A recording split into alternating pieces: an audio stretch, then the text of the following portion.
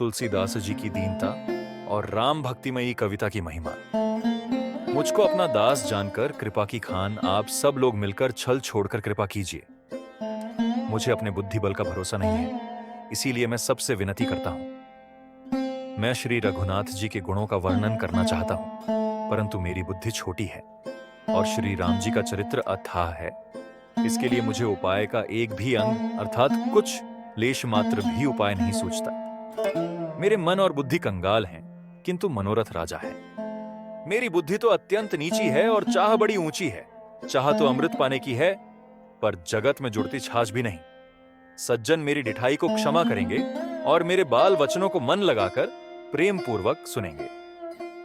जैसे बालक जब तोतले वचन बोलता है तो उसके माता पिता उन्हें प्रसन्न मन से सुनते हैं, किंतु क्रूर, कुटिल और बुरे विचार वाले लोग जो दूसरों के दोषों को ही भूषण रूप से धारण किए रहते हैं, अर्थात जिन्हें पराये दोष ही प्यारे लगते हैं, हंसेंगे। रसीली हो या अत्यंत फीकी, अपनी कविता किसे अच्छी नहीं लगती। किंतु जो दूसरे की रचना को सुनकर हर्षित होते हैं, ऐसे उत्तम पुरुष जगत में बहुत नहीं है।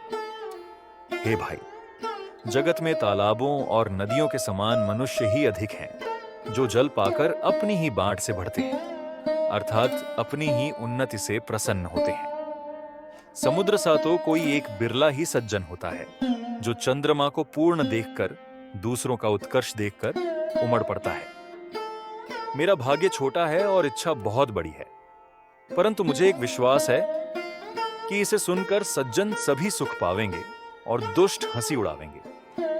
किंतु दुष्टों के हंसने से मेरा हित ही होगा। मधुर कंठ वाली कोयल को कौए तो कठोर ही कहा करते हैं। जैसे बगुले हंस को और मेंढक पपीहे को हंसते हैं, वैसे ही मलिन मन वाले दुष्ट निर्मल वाणी को हंसते हैं।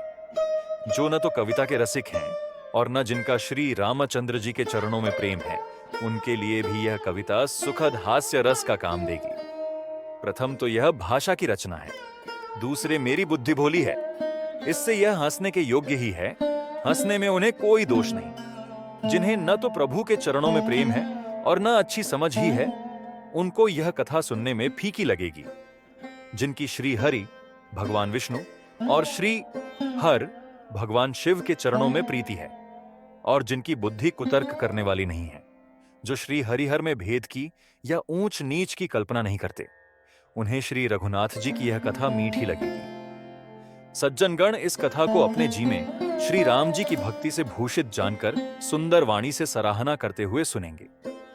मैं न तो कवि हूं, न वाक्य रचना में ही कुशल हूं। मैं तो सब कलाओं तथा सब विद्याओं से रहित हूं। नाना प्रकार के अक्षर, अर्थ और अलंकार, अनेक प्रकार की छंद रचना, भावों और रसों के अपार भेद और कविता के भांति भांति के गुण दोष होते हैं। इनमें से काव्य संबंधी एक भी बात का ज्ञान मुझ में नहीं है। यह मैं कोरे कागज पर लिखकर शपथ पूर्वक सत्य सत्य कहता हूं। मेरी रचना सब गुणों से रहित है। इसमें बस जगत प्रसिद्ध एक गुण है। उसे विचार कर अच्छी बुद्धि वाले पुरुष, जिनके निर्मल ज्ञान है, इसको सुनेंगे। इसमें श्री रघुनाथ जी का उदार नाम है, जो अत्यंत पवित्र है, वेद पुराणों का सार है, कल्याण का भवन है और अमंगलों को हरने वाला है, जिसे पार्वती जी सहित भगवान शिव जी सदा जपा करते हैं।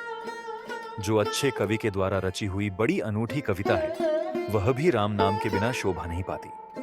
जैसे चंद्रमा के समान मुख वाली सुंदर स्त्री सब प्रकार से सुसज्जित होने पर भी वस्त्र के बिना शोभा नहीं देती, इसके विपरीत कुकवी की रची हुई सब गुणों से रहित कविता को भी राम के नाम एवं यश से अंकित जानकर बुद्धिमान लोग आदर पूर्वक कहते और सुनते हैं, क्योंकि संतजन भौर्रे की भांति गुण ही को ग्रहण करने वाले होते हैं।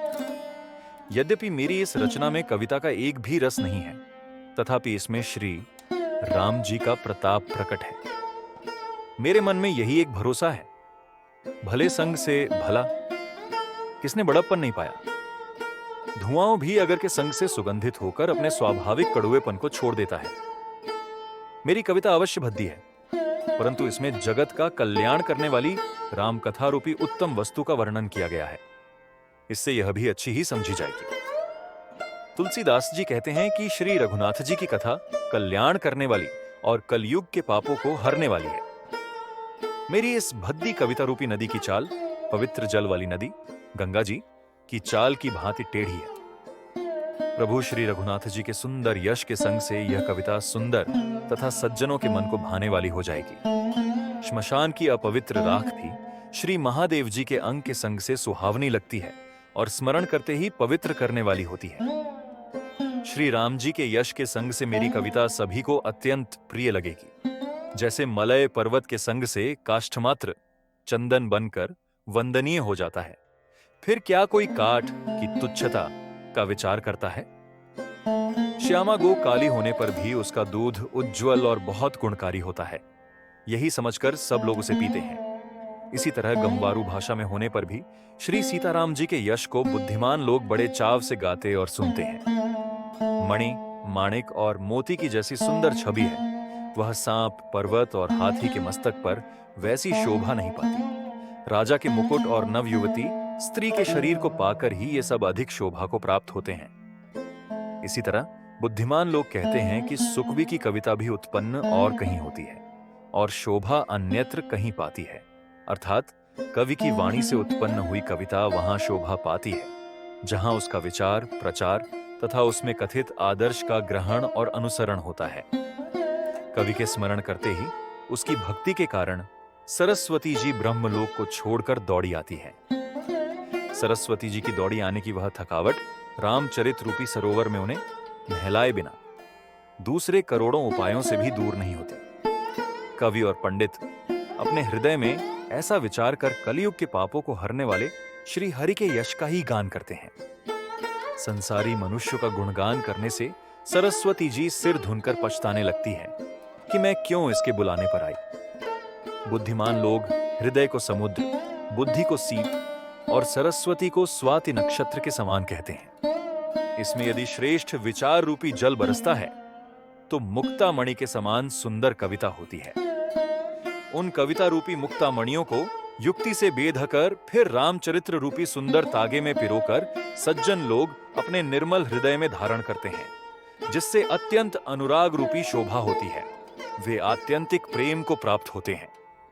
जो कराल कलयुग में जन्मे हैं, जिनकी करनी कौए के समान है और वेश हंस का सा है, जो वेद मार्ग को छोड़कर कुमार्ग पर चलते हैं, जो कपट की मूर्ति और कलयुग के पापों के भांडिंग हैं, जो श्री राम जी के भक्त कहलाकर लोगों को ठगते हैं, जो धन, लोभ, क्रोध और काम के गुलाम हैं, और जो ढींगा धींगी करने वाले, धर्मध्वजी, धर्म की झूठी ध्वजा फहराने वाले दंभी और कपट के धंधों का बोझ ढोने वाले हैं। संसार के ऐसे लोगों में सबसे पहले मेरी गिनती है।